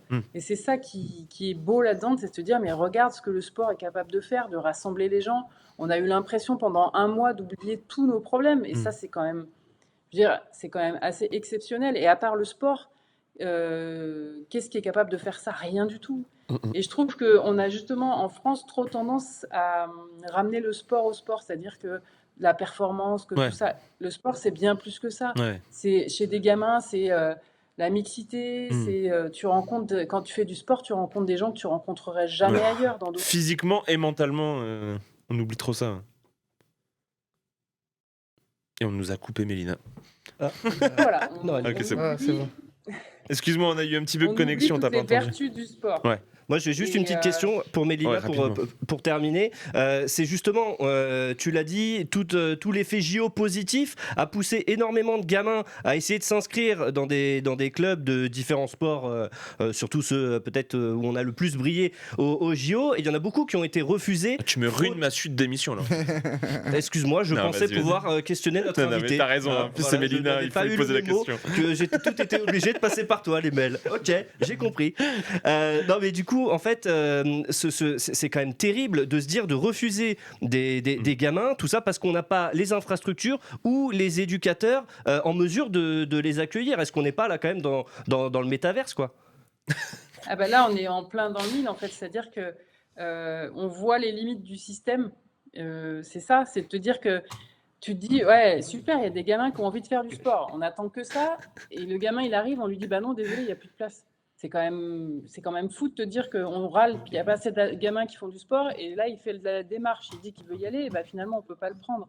Et c'est vrai que c'est complètement fou. Mais en même temps, ça fait que refléter ce que les clubs réclament depuis des années, c'est-à-dire des aides pour pouvoir avoir des éducateurs, de pouvoir avoir des infrastructures, des créneaux sur les gymnases, sur les pistes, sur les choses comme ça. Et là, ça, c'est des problèmes de fond que les jeux ne pouvaient pas régler. Au contraire, du coup, ça a même empiré en fait, les problèmes qui étaient déjà existants par rapport à tout ça. Clairement. Mélina, merci beaucoup. Merci beaucoup. Merci, Mélina. C'était un régal. Tu reviens quand tu veux, comme d'habitude. Hein. Avec plaisir. Et à très vite. Et encore merci pour les vibrations Clairement. et les émotions de tout cet été. Toi et les autres athlètes, mais tu es la porte-parole aujourd'hui et ce soir de tous les athlètes qui nous ont fait On vibrer avait cet une belle été. équipe de France olympique, c'est sûr. Oh oui, oh oui. Bonne fin de soirée, Mélina. Merci à vous aussi. Bye. Tu vas me pardonner ou tu Mais vas me bien faire la sûr, gueule toute la frérot. soirée? Oh là là. Non, mais vraiment, hein, je sens ton regard noir Mais qui se pose sur moi. jamais Là, je j'ai pourrais très t'en peur. vouloir. Je suis pas loin de me lever du Mais canapé, non, les au mecs. contraire, tu m'as fait une intro de folie. Tu rigoles ou quoi? Je rigolais bien évidemment, mais justement en plus, par rapport à ce que tu disais, on a préparé les petits visus. On en avait déjà parlé il y a 2 ou 3 semaines. Le boom en fait des nouveaux licenciés en France après les JO. On avait vu le triathlon qui connaît un boom de ouf, plus 32%. On avait aussi, voilà, c'est en train de s'afficher, on avait l'escrime, plus 25%. Le ping-pong, bah forcément le Ça, c'est ping, grâce à toi, ça. plus. Non, c'est grâce au frère Lebrun. Mais c'est vrai que Aussi. j'ai perdu quelques heures de sommeil. Allez, si je peux avoir 1% de ça me fait plaisir. Tu mérites. Non, voilà, ça, il y a aussi nombre de listes, et c'est ça le problème aussi, c'est que tu as aussi le nombre de licenciés refusés. Et je pense que vous avez tous dans votre entourage soit des darons, des potes, etc. qui ont Moi, pas pu. je vais même te dire, j'ai été confronté à ça parce qu'il y a beaucoup de gens qui savent pas, Mais ça, c'est parce que tu voulais jouer avec les petits, on t'a dit non, t'es trop. Non, je vais même te dire ça, c'est que avant que j'aille directement, enfin j'aille vraiment dans le journalisme, j'étais entraîneur mini-hand. Okay. C'est-à-dire que j'étais confronté à ça à l'été 2016. Ah déjà? Oui, à l'été 2016, où tu as les 2 équipes de France de handball qui vont en finale des Jeux Olympiques. Donc automatiquement, à la rentrée, boum, boum, boum, si bien que moi j'étais entraîneur mini-handball. À un moment donné, tu as 30 gamins pour 2 éducateurs. 100 000, on a dû refuser 100 000 petits à la rentrée 2024 au hand. Donc moi, j'étais totalement dans ce cas-là où pour un créneau, donc l'entraînement, c'était samedi de 9h à 11h. Tu as 30 gamins, tu as 2 entraîneurs, tu fais comment ? C'est ça. Il a fallu ajouter un 3e entraîneur, mais en même temps, on a été obligé de dire à des enfants que malheureusement, l'encadrement et tout, parce que ça pose des problèmes déjà de sécurité. Bah oui, bien sûr. Ça, faut insister là-dessus. Ça pose des problèmes de sécurité parce que on pense qu'en fait, il y a seulement le sport, mais ça pose des problèmes de sécurité tout court. Et sur le suivi, notamment des enfants, c'est plus compliqué parce que il y a des exercices à faire. Il y a la question aussi de comment emmener une délégation pour des tournois qui s'étirent sur une journée. Parce que moi, quand j'étais présent là-bas, c'était des tournois sur une journée parce qu'on parle de plateau. Donc, impliquer notamment des enfants, donc une 30aine d'enfants sur une journée, avec les parents en plus, ça nécessite un accompagnement. Donc, c'est pour ça qu'on a des tournois qui ont lieu 1 à 2 fois par mois. Donc, c'est très compliqué par rapport à ça. Et c'est pour ça que je comprends qu'il y ait des clubs qui ne soient pas en mesure, justement, d'accueillir tout le monde. Carrément. Justement, on a demandé à Johan Penel, président de la fédération de badminton, de venir, de nous en parler, parce qu'il est confronté à ça. Johan, est-ce que tu es avec nous ? Ah, mais parfait, Johan, il est avec nous. Ça va, Johan ? Impeccable. Nickel. Première question pour toi, directement.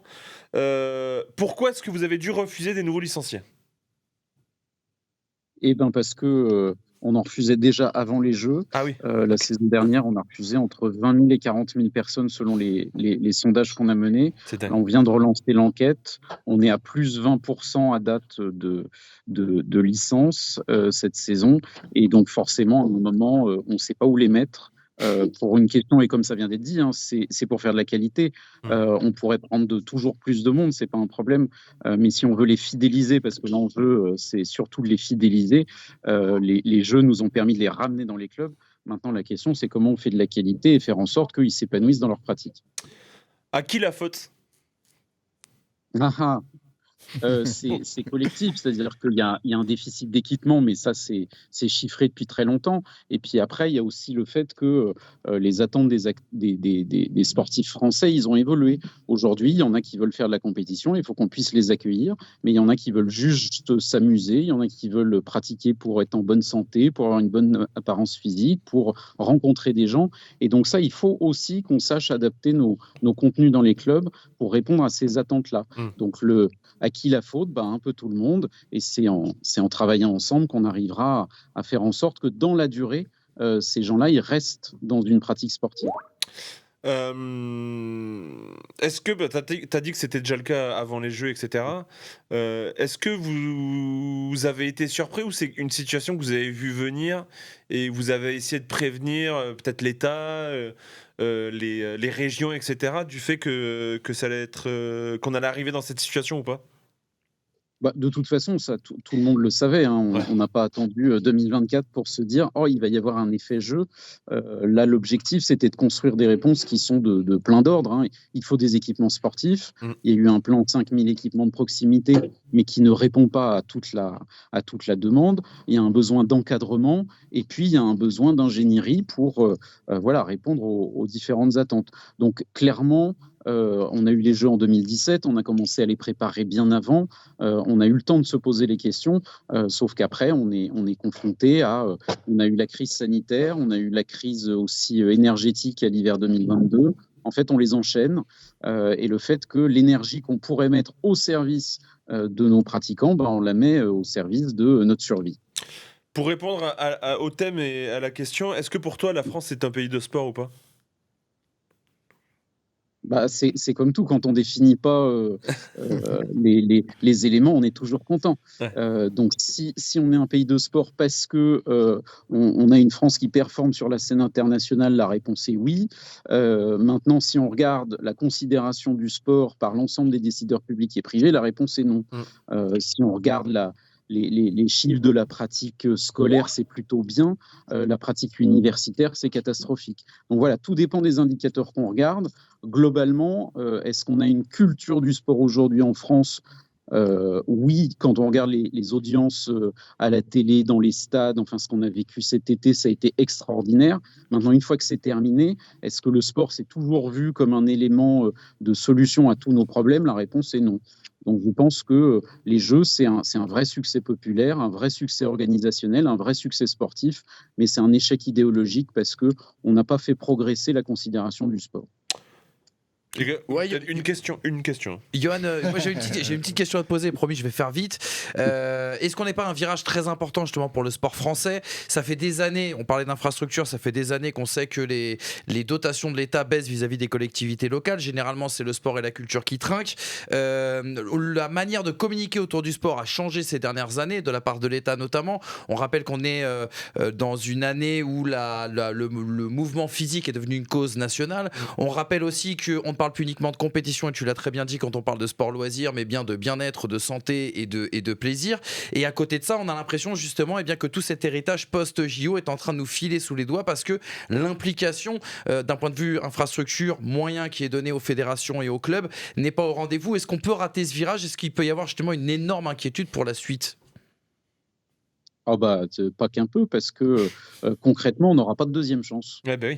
C'est une chance unique. Ce qu'on a vécu, encore une fois, cet été, c'est unique, on ne l'avait jamais vécu. Ça a mis des étoiles dans les yeux plein de gens qui ont eu envie d'aller tester eux-mêmes, et on leur dit, soit d'un côté, il n'y a plus de place, soit d'un côté, t'es pas bon, donc t'attends sur le banc. Voilà, vous inquiétez pas, j'ai plus de lumière. Surtout qu'il n'y a plus de quoi payer les factures d'électricité, apparemment.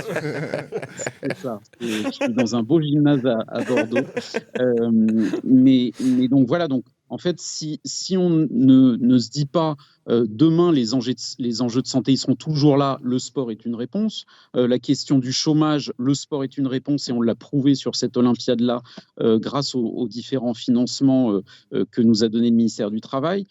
Sur la question du vieillissement de la population, on est une réponse. Donc soit on se rend compte qu'on peut répondre à quasiment tous les problèmes quand on adapte notre pratique, et auquel cas on aura réussi les Jeux, et finalement on peut aller émarger plutôt sur les autres ministères que seulement sur le ministère des Sports, le travail, la santé, la cohésion sociale, le partenariat avec les territoires, etc.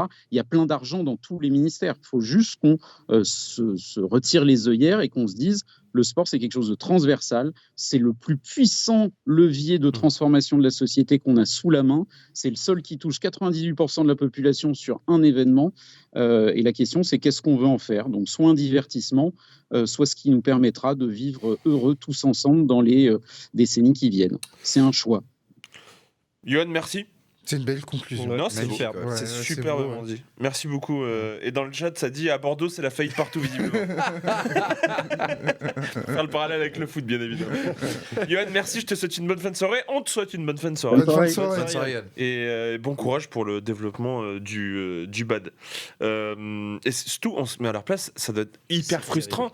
En fait, pour le foot et tout, tu dis, bon, les mecs qui passent à côté de quelques milliers de licenciés, ok, mais pour un sport comme le BAD qui a besoin de lumière, la frustration que ça doit être. Ah oui, c'est un enjeu. Tu te bats notamment pour les finances, tu te bats pour avoir le plus de personnes possible, mais c'est pas possible pour les deux raisons que j'ai évoquées, parce qu'il y a besoin d'avoir des moyens économiques, bien évidemment, et donc des moyens humains. Et dès que tu n'arrives pas à régler ça, pour un sport qui est beaucoup moins médiatisé que le football, comme tu l'as évoqué, qui est l'incarnation de ce qu'on a évoqué, c'est-à-dire qui peut parfois se suffire à lui-même, ce n'est pas le cas d'un sport comme le badminton. Ouais, tu te rends compte là du nombre nombre qu'a évoqué Johan de personnes 20, refusées. Me dis pas que dans ces personnes refusées, t'as pas 2-3 cracks qui pourraient justement à la Lebrun en ping venir. Mais surtout qu'en plus en ce moment t'as les Lebrun, c'est les frères Popov, t'as les Lebrun du bad et tu profites pas de ça en fait. Exactement. Moi je pense que le plus énervant, et j'ai un peu mal posé la question tout à l'heure, mais c'est justement le double discours en fait de l'État vis-à-vis du sport, où je te dis c'est la grande cause nationale, où on met des moyens, on décide de communiquer différemment, mais en fait on n'a pas préparé le terrain, et in fine c'est sur le terrain c'est une catastrophe. On parle beaucoup d'argent, mais aussi la valorisation aussi, et je pense que tu pourrais nous en parler, Elton, mais la valorisation aussi des gens qui se mobilisent, des bénévoles, des éducateurs qui se mobilisent aussi dans les clubs. On dit souvent que c'est des passionnés, mais je trouve qu'on les valorise pas aussi assez au niveau de la société, et c'est pas uniquement une question d'oseille, c'est aussi une question de perception. On s'est toujours moqué du prof de PS, tu sais, c'était un peu l'incarnation du petit Spirou, tu sais, avec Adada, c'est la clope au bec. Il va peut-être falloir changer aussi un petit peu la manière de communiquer, la manière de présenter les choses pour valoriser ces gens-là. Tu fais bien de le dire, j'en parlais tout à l'heure. Moi, de la manière dont était perçu le prof de PS, et peut-être que pour lui, c'était pas le cas, et pour moi, c'était un corps étranger par rapport au corps éducatif. Et là est le problème. Là est le problème, à savoir que c'est pas parce qu'il a une tenue différente qu'il est à mettre à l'écart par rapport aux profs de maths, aux profs de SVT, aux profs de physique-chimie. Quand bien même, c'est des matières qui sont évidemment importantes, mais la matière de PS est très importante. Et moi, j'ai toujours perçu comme un aspect récréatif, manière de dire que si t'es là, t'es là. Si t'es pas là, c'est pas grave. Mais ça, c'est ce qu'on te fait percevoir en même temps. Exactement. C'est ce que je disais tout à l'heure, entre la différence entre les masses qui sont plutôt sport et justement les élites qui, elles, ont toujours eu une sorte. Les élites françaises, je parle, c'est pas le cas en Angleterre. Une certaine intelligentsia, ouais, mais tu vois, un mépris de ouf pour la fonction en fait de sport, pour les profs de PS qui sont des profs de seconde zone, selon eux, et puis aussi même pour les journalistes de sport. T'as raison. Mais alors, est-ce qu'au final, parce que je reviens à la deuxième stat que je vous ai sorti sur le fait qu'on soit deuxième dans, vous savez, le deuxième nation des nations sportives en termes de médailles, de résultats. Là, je parle des sportifs pros, tu vois. Est-ce qu'au final, cette adversité auquel doivent faire face les sportifs qui sont en train de devenir pros, ça les rend pas meilleurs, paradoxalement? Ça, c'est dur à dire. On peut pas. Enfin, je sais pas comment tu peux répondre à cette question-là, parce qu'on pourrait aussi dire si ils avaient les infrastructures, les éducateurs et les moyens, si ces fédérations-là avaient les moyens justement de faire entrer tous les licenciés ou tous les gens qui voudraient être licenciés, peut-être que les résultats ils seraient encore plus performants. Peut-être qu'on pourrait. Je commence à comprendre l'ému Larousse, si on peut le préciser comme ça. L'ému Larousse au bord des vacances. Non, mais manière de dire que dans l'adversité, en fait, tu te forges une identité de voilà, compétiteur. c'est ça, exactement. Parce qu'il pourrait y avoir des exemples par rapport aux pays, des plus petits pays qui justement tirent leur motivation de ça. Ouais, mais regarde, Mélina, elle disait que justement à un moment donné, elle a vu que le niveau était trop, enfin le gap était trop hardcore. Parce que ça a relativisé, on parle quand même d'un grand pays quand on parle de la France et tout, où l'accès à certaines choses est quand même beaucoup plus facilitant que dans d'autres pays. C'est sûr, et puis on fait tous les sports, on pratique encore une fois le biathlon, on fait du surf, on fait tout, du MMA, beaucoup. Ça, c'est parce qu'on est un pays colonial aussi. Alors, c'est le troisième test, c'est ça. Le merde dérape de ouf. Je sens que tu vas jamais rentrer en vacances, toi. Allez, on accueille Sou pour une cote liée à ce thème. Sou, tu peux venir. Bien. Ouais, sur des thèmes. Sur des thèmes, t'as peur. T'as quoi pour nous, Sou? Je vais partir sur un match NBA. Ok. C'est une grosse affiche qui se jouera mercredi soir à 4h du matin entre les Phoenix Suns et les Los Angeles Lakers. Ouais, c'est pas mal ça. Ouais, pas c'est mal. une ligue fermée, ça, non? Ouais, c'est ça. Donc c'est le 8e contre le 4e. À savoir que les deux équipes sont un peu malades. Les Suns sont sur 5 défaites consécutives et les Lakers sur 2 défaites. Donc j'ai pris un petit match avec une belle cote. Donc j'ai mis Brony Ouais, il est repris dans l'équipe. Je pense qu'il met 20 points. Non, il est parti chez les jeunes, on va dire. Moi, je vais partir sur les Phoenix Suns. Tout ça parce qu'il y a le retour attendu de Kevin Durant et de Bradley Beal. Et donc avec Devin Booker, ils ont rarement joué ensemble. Et les seules fois, enfin ils ont joué 9 fois ensemble. Et les 9 fois, ils ont fait 8 victoires et 1 défaite. Donc voilà, pour moi, c'est la stat qu'il fallait garder pour ce match. 1,80. Voilà. Safe, quoi. Ça va, ouais. 1,80. Ouais, c'est 50-50. Des fois, ils débarquent avec des cotes à je sais pas combien, à 15, 16. Non, mais Parce non. qu'ils ont envie de se faire kiffer. Parce que Sou, il a pris 125 000 balles sur la Ferrari en 3 semaines. Donc maintenant, en fait, ce qu'il veut, c'est multiplier par 1,80 et après, il prend.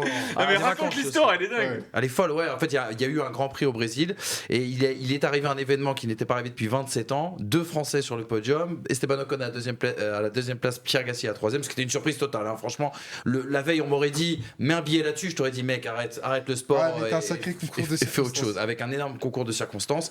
Et il se trouve qu'un parieur Winamax a pris ces 2 cotes. Donc sur un combi, je crois que ça donnait 125 000 de cotes.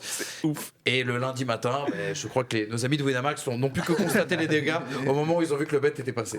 Et le mec, juste pour terminer, parce que c'est intéressant cette émission, oui, mais surtout cette histoire, c'est que le mec, ça faisait 2 ou 3 ans qu'il jouait ces 2 cotes-là, mais sans regarder les courses, lui il s'en fout de la Formule 1. Donc d'habitude, il mettait 2 €. Après, il a commencé à moins y croire parce qu'Alpine est en grande difficulté cette année, donc il a mis 50 centimes. Et là, il a hésité, il s'est dit, je mets 1 € ou 2 € ce week-end. Il a dit, je pars sur 1 €. 1 € parce qu'il faut acheter la baguette. Il faut acheter la baguette, c'est important, tu vois. Qui a augmenté. Et c'est incroyable parce que le mec a dit, il a été interviewé par Winamax et le mec, on lui dit, mais on vous a fait une proposition de cashback et tout, vous l'avez regardé, vous avez réfléchi. Et le mec dit, non, même pas, j'ai pas regardé la course et je me suis rendu compte après, j'ai eu une notification, j'ai gagné 125 La notif de fou furieux. Incroyable. La notif d'une vie quand même. La notif de rêve dessous. Ouais, je pense que je reviendrai. Mais il est bizarre. Ça fait 2 semaines qu'il est bizarre, je te jure que c'est lui qui est derrière tout ça. Soukou, il vient ici parce qu'en ce moment, c'est un peu compliqué. J'ai vu, il a garé sa Ferrari, tu sais, chez les médias en France, je peux pas citer le nom. C'était l'autre parking, je l'ai vu sortir, c'est bizarre. Je te jure. Bon, merci Sou, on se retrouve tout à l'heure après le top 5. Les gars. À toutes. À toutes. Il est l'heure du fameux top 5. Cette semaine, on va faire le top 5 des plus grandes rivalités dans le sport. Je vois que ça vous a pas mal inspiré. Sans attendre, on commence par les tiennes, Manu. Allez, vas-y, ouais. T'as mis en 1, je l'ai mis aussi. Ouais. Mais on va en parler sur le tien. Oh, attends, on fait du 5 au 1 ? Ouais, vas-y. On fait à l'inverse, ça peut être pas mal. Si tu veux. Alors, on les voit à l'écran. En 5, t'as mis Michael Jordan, Isaiah Thomas. Ouais, ça c'est un petit peu perso parce que c'était moi mon enfance et parce que surtout c'est une rivalité qui perdure avec le greatest, tu vois, avec mon super accent anglais. Le greatest, bien sûr Michael Jordan et Isaiah Thomas qui mine de rien, cette rivalité a eu des conséquences, même si on sait que Michael Jordan n'était pas le seul à prendre cette décision-là. Il y a ce qui s'est passé sur le parquet avec le trash talk et pour moi rivalité égale trash talk aussi, culture américaine et il fallait mettre absolument bien sûr un exemple d'NBA et Isaiah Thomas mine de rien, avec cette guerre, a perdu sa place au sein de la Dream Team de 1992, justement au JO de Barcelone. Et, c'est dingue. Hein. Et ça a eu des conséquences. En vrai, Magic n'en voulait pas. En vrai, tout le groupe n'en voulait pas. Mais ça montre la rivalité, on va dire, dans un sport collectif entre 2 individus et entre 2 mecs qui n'avaient absolument rien à voir aussi. Ouais. En 4, t'as mis CR7 Messi. Ouais, je voulais un exemple du foot et je l'ai mis que en 4, Messi Ronaldo, parce que je pense que les 2 personnages forcément se sont tirés la bourse. Il y a eu une émulation entre ces 2 personnages, mais il n'y a pas eu une rivalité, tu sais, au sens trash talk du terme. C'est-à-dire que je pense pas qu'ils s'apprécient énormément ou qu'ils s'apprécient énormément, mais je pense que ce sont 2 mecs. Tu penses réellement ? Je sais pas, on le saura jamais en définitive, mais il y a cette émulation. Tu te rappelles des soirées où le vendredi tu voyais Messi claquer son triplé et tu disais c'est lui le GOAT, et puis le samedi t'avais Cristiano Ronaldo qui répondait. Et les classicos de cette époque-là. Exactement, et puis voilà l'incarnation Real Barça. Mais tu vois, à la différence de Frazi Ali, de Senna Prost et un petit peu à la manière du Nadal Federer Djokovic, j'ai eu l'impression en tout cas d'un point de vue public beaucoup de respect entre ces 2 gars. Ouais, parce qu'en 3, t'as mis Nadal, Federer, Djokovic. J'ai pensé à faire le trio aussi. Au final, moi, vous verrez, j'ai mis Nadal, Federer sur le plan sportif.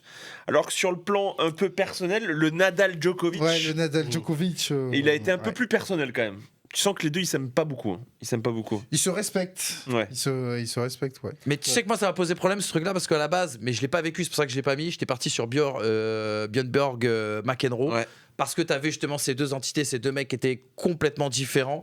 Et parce que regarde, on l'a pas vécu, mais on en parle nous-mêmes, en fait. Tu vois, c'est clair. On en parle. Mais t'as mis Ali Frazi aussi, qu'on n'a pas vécu. Voilà, mais en fait, c'est la première qui te vient à l'esprit, qu'on en a tellement entendu parler. parce que c'est politique aussi, ça dépasse le cadre du sport. On rappelle qu'on a une époque aussi où Mohamed Ali s'oppose à la guerre au Vietnam, que Frazier est justement un proche, on va dire, du pouvoir à l'époque en place, un proche de Nixon notamment. Frazier, en fait, l'histoire elle est extraordinaire, c'est un film en fait, Frazier Ali, parce qu'il y a 3 combats qui sont aussi dans la légende. Moi je pense que ça compte, le fait que ces 2 mecs à ce moment-là sont à leur prime, le fait que les 3 combats sont parmi les 5 ou 10 combats les plus importants en tout cas de l'histoire de ce sport, le fait que ce sport aussi nous offre des rivalités qui sont complètement folles.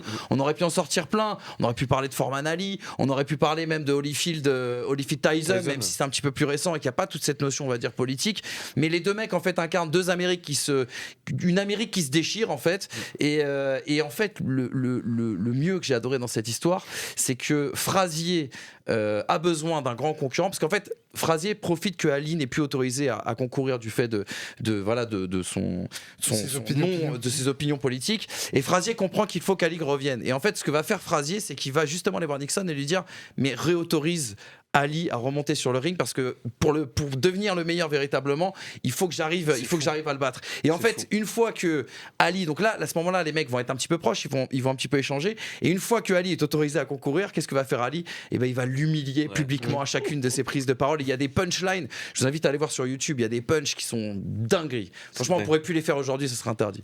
Je te jure. Loïc. Yes sir. On va voir ton classement. Je crois que tu as mis en 5 Sharks Stormers. Ouais, alors moi j'ai fait des rivalités qui m'ont marqué. Tu vois, je suis pas trop parti sur les top 5 genre les plus grosses, parce que bon déjà c'est très subjectif. Mais effectivement ouais, j'ai eu la chance de vivre un peu en Afrique du Sud en 2010 au moment de T'as vécu pendant Nice Now, ouais, j'y étais. Ah oui. Et en fait le foot, enfin le soccer en Afrique du Sud c'est pas ouf. Et même pendant la Coupe du Monde, bon, il y avait une ferveur et tout, mais les matchs qui comptaient, ceux que tu voyais dans les pubs qui mettaient, c'était les Sharks contre même pendant la Coupe du Monde. Les Stormers, ouais, même pendant la Coupe du Monde. Et en fait, c'est marrant parce que c'est une rivalité régionale. En fait, c'est même pas les 2 meilleurs clubs du pays. En fait, c'est vraiment régional. Lyon-Saint-Etienne quoi. Entre Durban et puis je sais plus l'autre. Je sais pas pour TV. Stormers. Durban et bon bref, 2 villes sud-africaines du sud de l'Afrique du Sud. Et ils vont trouver sur le chat. Ouais, je suis sûr. Ouais. La rivalité éclaté au top 5. Alors, Jack, il y a beaucoup de photos. Il y a beaucoup d'histoires, tu vas voir. Jack il va bien te le vendre. c'est mon top 5, donc je fais ce que je veux. Quand tu seras sur ce canapé, tu feras ton top 5. Moi, je fais le mien. Et en l'occurrence, je trouvais que la photo marrante, en plus, avec le croupion du gars. Bref, et t'as une vraie rivalité régionale entre ces deux-là. Ça m'avait marqué quand j'étais là-bas. Allemagne-Pays-Bas, pourquoi ? Parce que... en 4. Alors, en fait, c'est parce que c'est marrant, c'est quand même une rivalité qui est avant tout historique par rapport au passif des 2 pays, notamment pendant la Seconde Guerre mondiale. Hein. On se souvient, il y a eu quand même une grosse pression de l'Allemagne sur les Pays-Bas. Anne Frank et tout, on va pas réécrire l'histoire. Et c'est un match de foot en fait qui a fait vraiment sauter le couvercle de la cocotte. C'est la finale de la Coupe du Monde 74, perdue par les Pays-Bas face à l'Allemagne. Et du coup, il y a beaucoup de Néerlandais qui comptaient sur ce match-là pour prendre leur revanche. Et ils n'ont pas pu le faire. En tout cas, ils n'ont pas pu le faire tout de suite. Et ça en a fait vriller certains, dont Wim van Hanegem, qui avait déclaré qu'il détestait les Allemands parce qu'ils avaient tué son frère, ses sœurs et son père, et qu'il ne pourrait jamais encadrer ces gens-là. Et alors la photo, elle a été choisie absolument pas par hasard. Pour appuyer son propos, tu vois, il est un peu hostile, le gars. Donc, il aimait pas trop les Allemands. Et en fait, ça n'a fait que monter en pression. Et à chaque rencontre Allemagne-Pays-Bas, dans les grandes compétitions internationales surtout, c'était l'occasion pour l'un ou pour l'autre vraiment de comment dire... de mettre une petite crotte de nez à l'adversaire, surtout côté néerlandais. Et ça a continué notamment à l'Euro 88, où cette fois les Pays-Bas ont pris leur revanche, ils sortent la RFA, je crois que c'est en demi-finale. À la fin, il y a un échange de maillots entre Ronald Koeman, que je dise pas de bêtises. C'est ça, oui. Voilà. C'est ça. Ronald Koeman et Olaf Thon, donc un Allemand, donc on se dit ouais, c'est cordial, c'est courtois. Non, le mec il s'essuie les seufs devant ses supporters en mode tiens voilà ce qu'on vous a fait. Et puis ça a continué encore après. 2 ans plus tard, il y a la Coupe du Monde 90 avec un Allemagne-Pays-Bas, une embrouille légendaire entre Rudi Völler donc en blanc et Frank Rijkaard. Et il lui a cassé la main. Ouais, et il lui a craché dessus froidement. Donc et ils sont expulsés tous les deux en plus. Donc Rudi Völler dit on m'a craché sauter dessus. Bah ouais, bah tu dégages aussi. Donc vraiment le climax de la rivalité. Alors après ils vont faire la paix, ils vont même tourner une pub ensemble, c'est assez marrant. Je vous invite à aller sur YouTube. Mais ouais, ça m'a marqué parce que en fait le foot a été déclencheur à réveiller une rivalité qui était déjà très très très forte. Bon là ça s'est un petit peu calmé avec. Attends, juste au niveau de la pub, on parlait d'Holyfield Tyson, j'ai découvert la pub qu'ils ont tournée ensemble. Elle est dingue, extraordinaire. Elle est dingue. Tu l'as vu cette pub? C'est Golrido. Non, j'ai pas vu. Tu connais l'histoire Holyfield Tyson? Oui, Et en fait la pub, oui. c'est possible que non, je demande. Oui. Et la pub en fait, il lui ramène son bout d'oreille. Ah si, oui, ça, non, Désolé, c'était pour oui, te couper, ça, mais- j'avais Non, vu. Ouais, si tu fais, bah évidemment. Elle est dingue la pub. Elle est validée de ouf, mais je vous dis, la Rijkaard voleur est pas mal. Ils sont en peignoir, ils sont en train de petit déjeuner ensemble. Bref, Et pour l'anecdote, les Pays-Bas remportent leur seul titre en Allemagne. En plus, En 88. et là voilà, la vengeance, elle est là.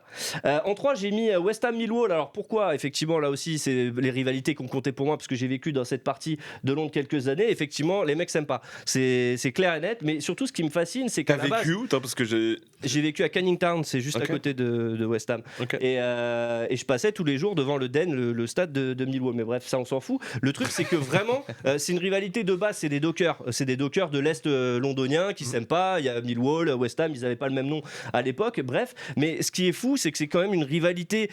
C'est pas la plus grosse des rivalités de Première Ligue. Je vous prends un témoin, les gars, vous connaissez le foot.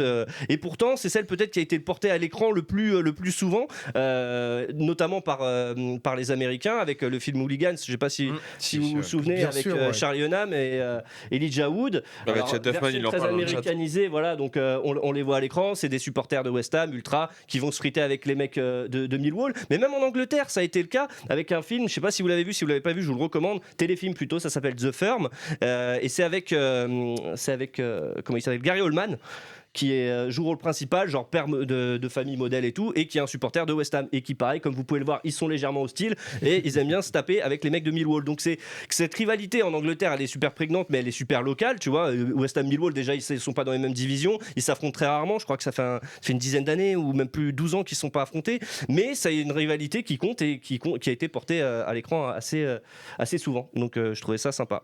Voilà. T'as mis John Jones, Daniel Cormier. Ouais, En j'ai numéro vu que 2. ça avait J'ai failli été, le mettre. Dans le chat, ça avait été Mentionné aussi, évoqué. Effectivement, bon, alors pour ceux qui suivent pas, donc c'est du MMA, c'est à l'UFC, donc la Champions League du MMA. Et en fait, la rivalité, elle est marrante parce qu'elle part d'une connerie. C'est l'une des plus chaudes. Vous allez voir là, sur les images, ils s'apprécient pas non plus. Ils s'apprécient toujours pas. Non, ils s'apprécieront jamais, je pense, parce qu'en fait, c'est la rencontre de deux mondes. Donc John Jones à gauche, qui est le méchant de l'histoire, et Daniel Cormier avec sa petite chemise à droite. Ouais, c'est n'importe quoi. Effectivement, ils s'aiment beaucoup. Ah non, et puis il y a eu pire, tu verrais l'échange après comment dire, devant les caméras, il est terrible. Enfin, il y a eu toutes leurs interviews, vous tapez Jones Cormier, c'est du délire. Et en fait, Cormier, donc c'est un ancien lutteur olympique, c'est le mec gentil, voilà, tu vois, un peu débonnaire, sympa, tout ça. Et quand il rencontre John Jones, je sais plus, ils se croisent dans les couloirs, ils se sont jamais rencontrés, et Jones lui dit en gros, moi je suis sûr, je te plie en 2 minutes. Voilà, tu vois, donc c'est bonjour, je m'appelle John Jones. Voilà, tu vois, donc direct pour bien commencer les relations.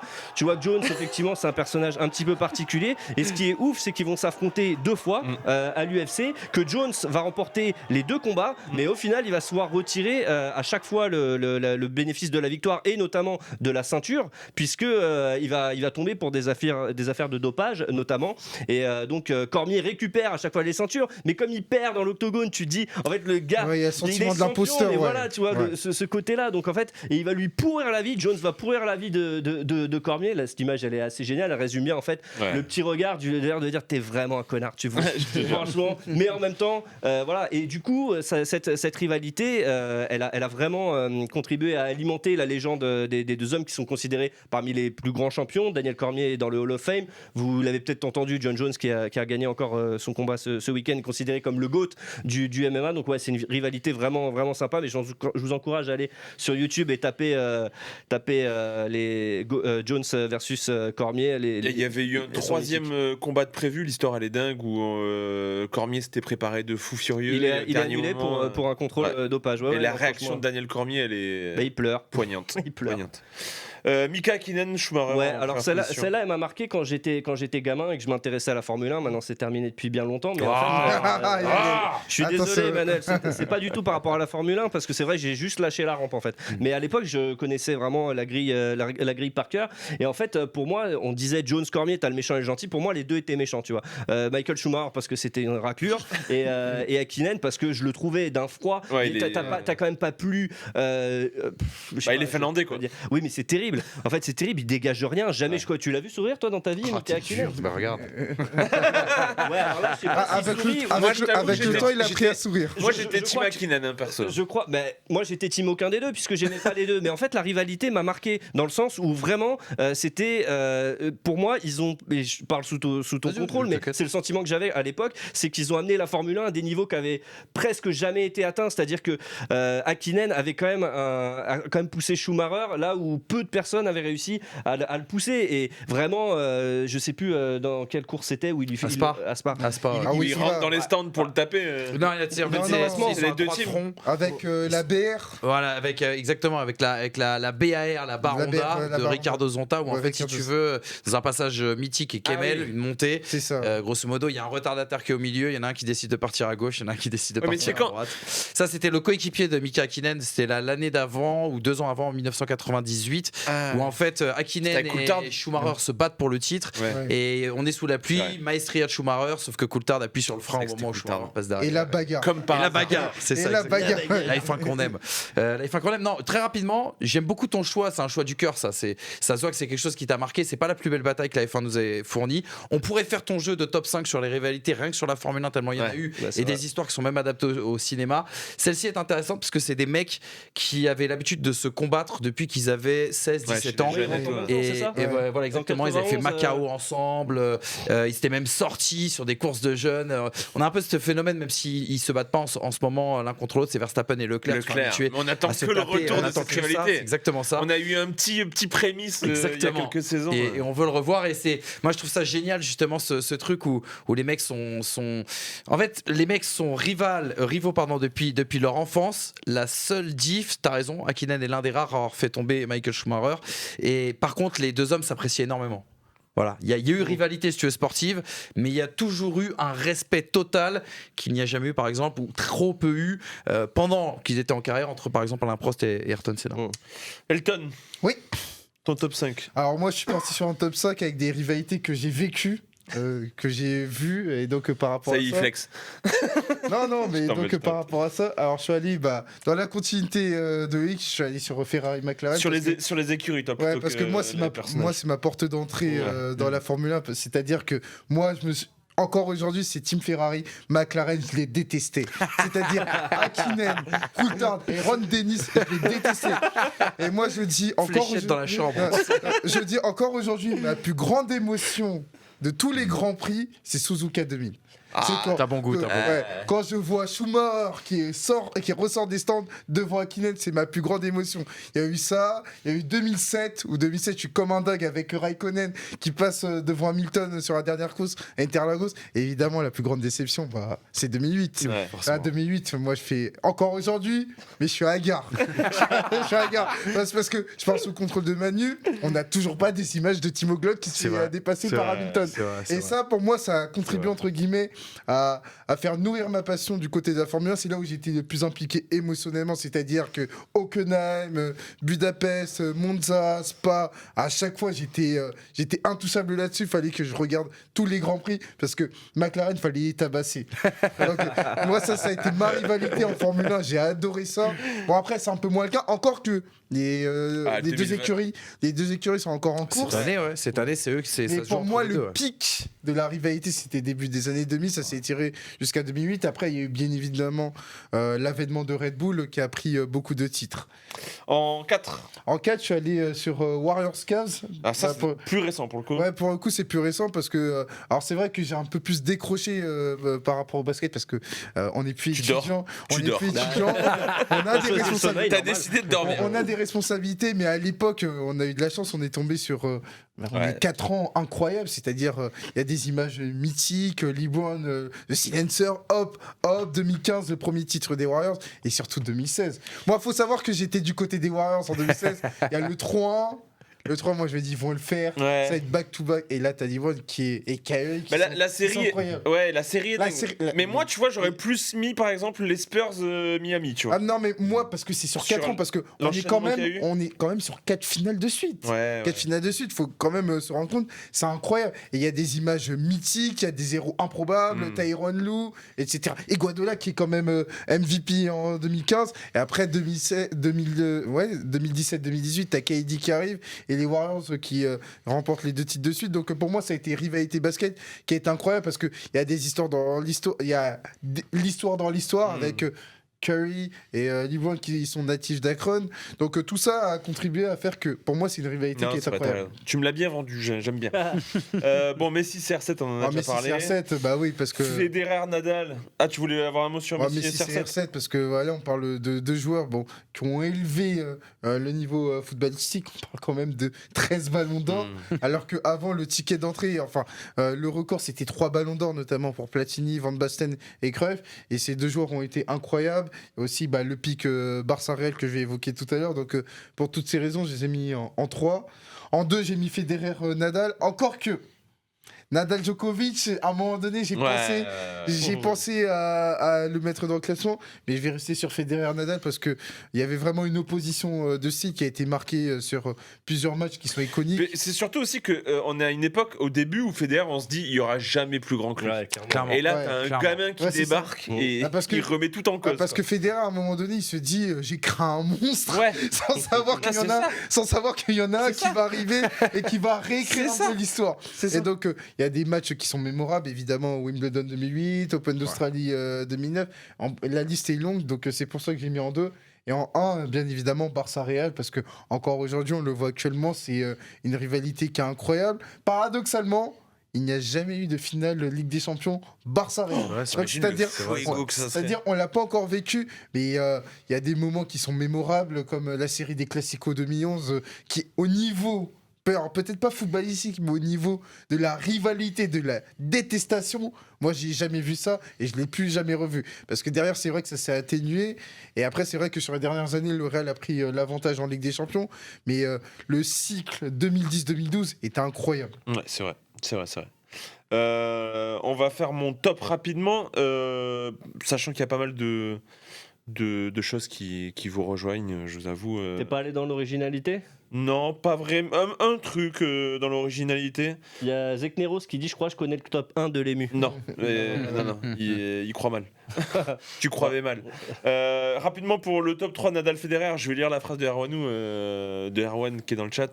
Navratilova qui avait dit Federer est le plus grand joueur de l'histoire et Nadal est meilleur que lui. C'est exactement ce qui me dérange avec Federer. Tu vois. C'est pour ça que j'aime pas Federer. Vraiment, je vous le dis.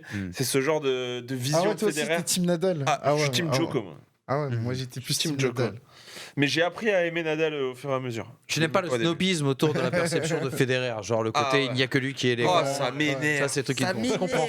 Et c'est pour ça que t'aimes Djokovic en fait. Tout s'explique. C'est génial. Et j'ai toujours aimé Djoko même quand il était encore que 3e mondial. Tu vois, j'aimais sa personnalité. T'aimes les badass toi en fait. Ouais, c'est ça, j'aime bien.